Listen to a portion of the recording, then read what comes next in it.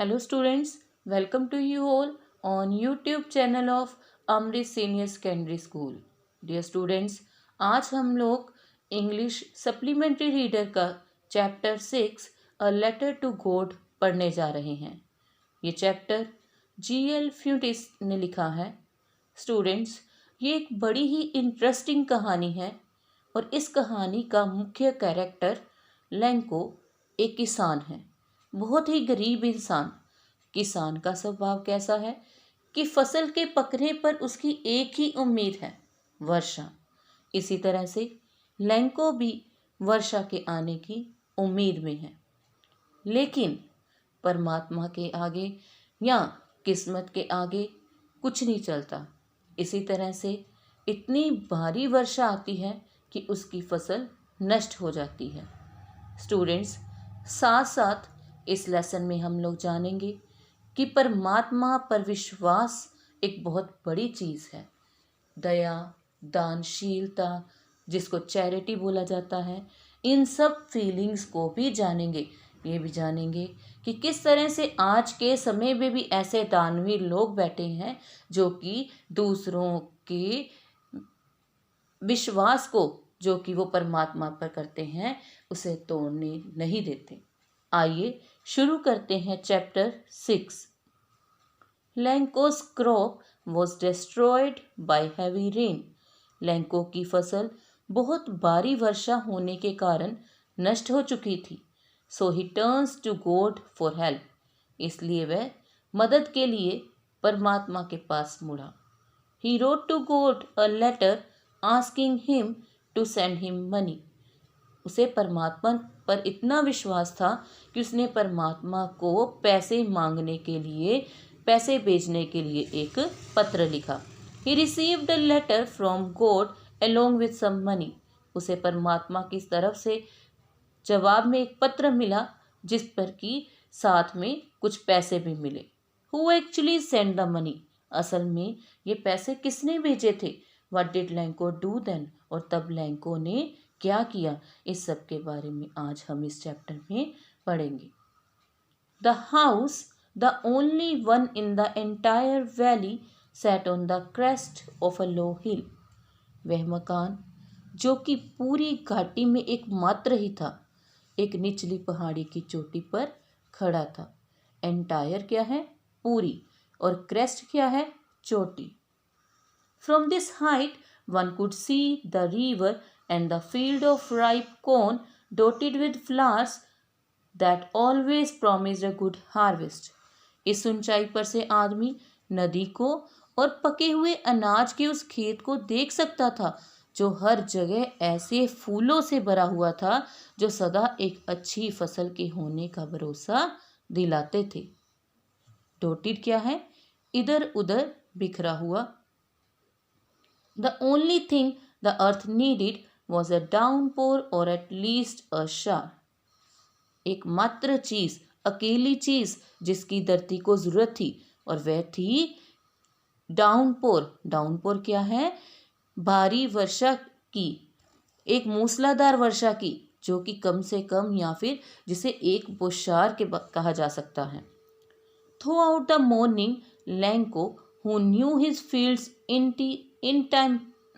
intimely, had done nothing else but seen the sky toward the northeast. और उस पूरी सुबह के दौरान लैंको, जो अपने खेतों को पूरी तरह से जानता था, ने उत्तर पूर्व से आकाश को देखने के अतिरिक्त अन्य कोई भी काम नहीं किया था। Now we are really going to get some water, women. अब वो अपनी पत्नी को कहता है कि हे औरत, हमें अब सचमुच कुछ पानी मिलने वाला है, कि उसे आसमान को देखकर उम्मीद है यह वर्षा होगी। The women who was preparing supper replied, yes, God willing. उस औरत ने, जो कि उस समय क्या कर रही थी? सप्पर क्या होता है? रात का खाना तैयार कर रही थी। उसने जवाब दिया, हाँ, यदि ईश्वर की इच्छा हुई। The older boys were working in the field while the smaller ones were playing near the house until the women called to them all, come for dinner. The older boys were working in the field. कि जो लड़के आयु में बड़े थे वे खेत में काम कर रहे थे, जबकि छोटे लड़के घर के पास ही खेल रहे थे. और अंत में उस औरत ने, लैंको की पत्नी ने, उन बच्चों की माँ ने उन सबको ये कहते हुए बुलाया कि रात का भोजन तैयार है, खाने के लिए आ जाओ.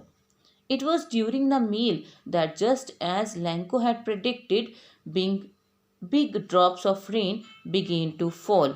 इस भोजन के दौरान ही, जैसा कि लैंको ने पहले ही अनुमान लगा दिया था, वर्षा की बड़ी बड़ी बूंदें गिरने लगी.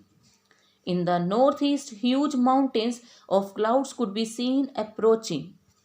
उत्तर पूर्व दिशा में बड़े बड़े पहाड़ों के जैसे बादल आते दिखाई दिए. हवा ताजी और सुहावनी थी. The air was fresh and sweet, कि हवा ताजी और सुहावनी लग रही थी. The man went out for no other reason than to have the pleasure of feeling the rain on his body, and when he returned he exclaimed. वह आदमी लैंको बाहर चला गया. इसके अतिरिक्त इसका और कोई भी कारण नहीं था कि वह अपने शरीर पर वर्षा के अनुभव का मज़ा लेना चाहता था. और अब वह वापस आया तो उसने खुशी से चिल्लाते हुए कहा. क्या कह रहा है? These aren't raindrops falling from the sky, they are new coins. कि ये आकाश से गिरती वर्षा की बूंदें नहीं हैं, ये तो नए सिक्के हैं. The big drops are 10-cent pieces and the little ones are 5. कि जो बड़ी बड़ी बूंदें हैं वे 10-10 सेंट के सिक्के के बराबर हैं और छोटी बूंदें 5-5 सेंट के सिक्के के बराबर. With a satisfied expression, he regarded the field of ripe corn with its flowers draped in a curtain of rain. और संतुष्टि की भावना सहित उसने पके हुए अनाज के उस खेत को देखा जो कि फूलों से भरा हुआ था और जो वर्षा रूपी चादर से, कर्टन क्या है, चादर से ढका हुआ था. But suddenly a strong wind began to blow, and along with the rain very large hailstones began to fall. किंतु अचानक ही एक तेज हवा चलने लगी. वर्षा के साथ साथ बड़े बड़े ओले गिरने लगे. हेलस्टोन्स क्या है? ओले. These truly did resemble new silver coins. ये सचमुच ही कैसे लग रहे थे? चांदी के नए सिक्कों के जैसे. The boys, exposing themselves to the rain, ran out to collect the frozen pearls. वर्षा में भीगने की परवाह ना करते हुए लड़के उन जमे हुए मोतियों को इकट्ठा करने के लिए बाहर को भाग गए. It's really getting bad now, exclaimed the man. I hope it passes quickly.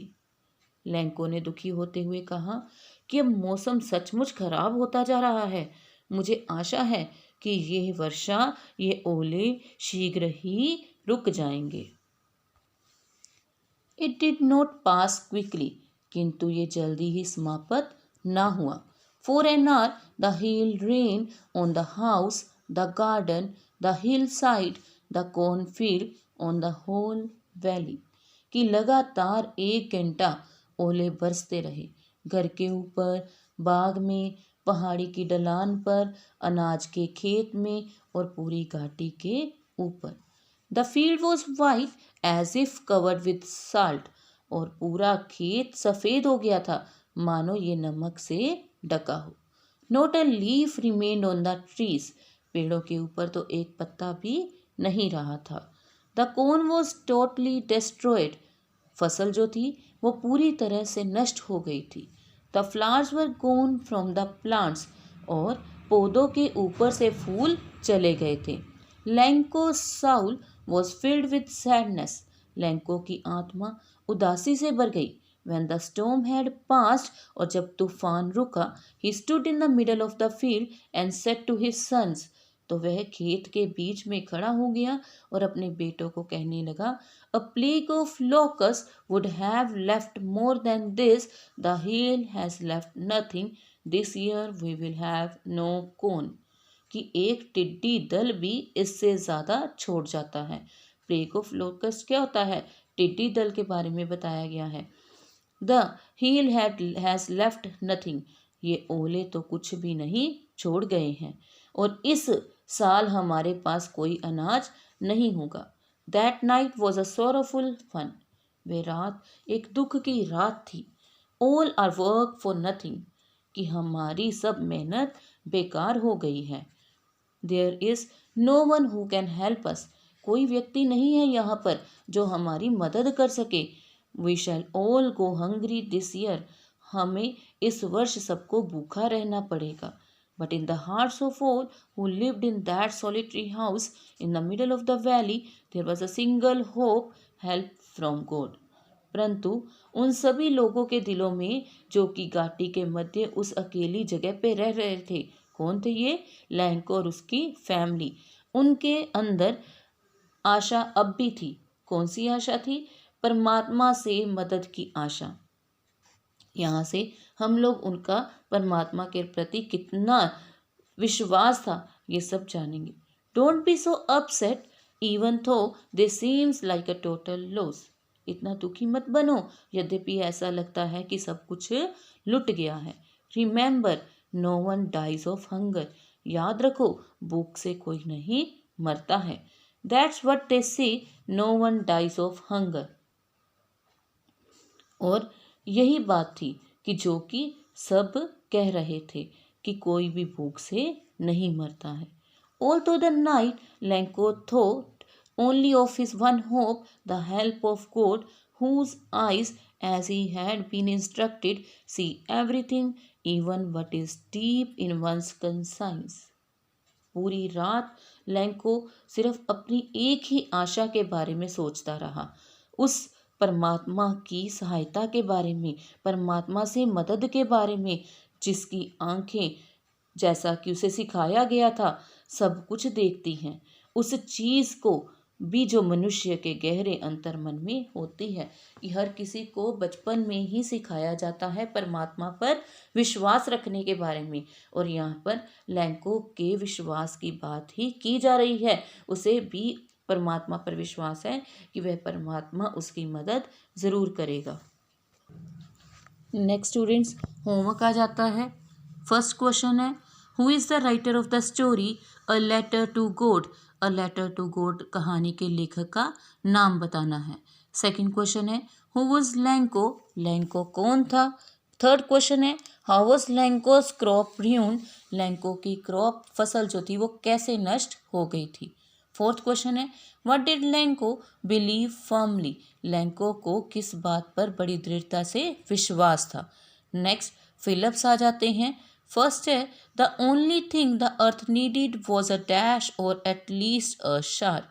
कि धरती को उस समय किस चीज़ की ज़रूरत थी।